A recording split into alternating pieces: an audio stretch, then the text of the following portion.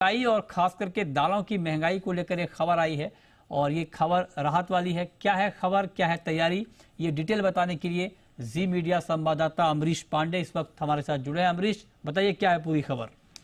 मृत्युंजय, राहत वाली खबर ये है कि सरकार का साफ तौर पे ये कहना है कि पिछले 3 महीनों का अगर डेटा देखा जाए तो लगभग सभी दालों के दाम एक्सेप्ट चना ये 10% से ज्यादा कम हुए हैं।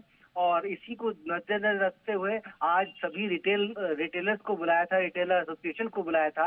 इसके अलावा जितने भी बिग चेन रिटेलर्स हैं उनको बुलाया गया था और उनसे साफ तौर पे कहा गया था कि जिस तरह से पोर्टल पे डेटा है वो साफ कहता है कि देश में दाल का स्टॉक पर्याप्त मात्रा में उपलब्ध है, आवक भी पर्याप्त मात्रा में हो रही है।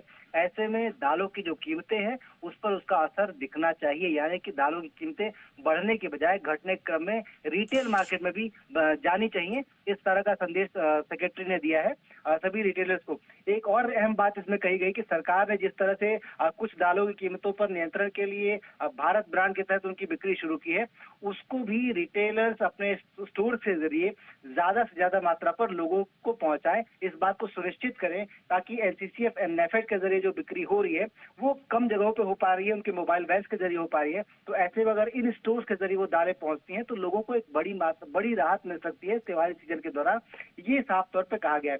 इसके अलावा एक और अहम चीज कही गई है कि एमआरपी जो कि कई प्रोडक्ट्स में हमने देखा है कि आमतौर पर ज्यादा ही लिखी होती है, उसको रीजनेबल करने की जरूरत है और उस पर नए जो दाम है वो उन पैकेट पे हों, इस बात को सुनिश्चित करें और त्योहारों से पहले ही ये सुनिश्चित हो जाना चाहिए, इस बात की भी ताकीद की गई। तो कुल मिलाकर सरकार महंगाई को कंट्रोल में रखने के लिए और अफोर्डेबिलिटी अवेलेबिलिटी दोनों ही बनाए रखने के लिए कई सारे अहम स्टेप्स उठा रही है।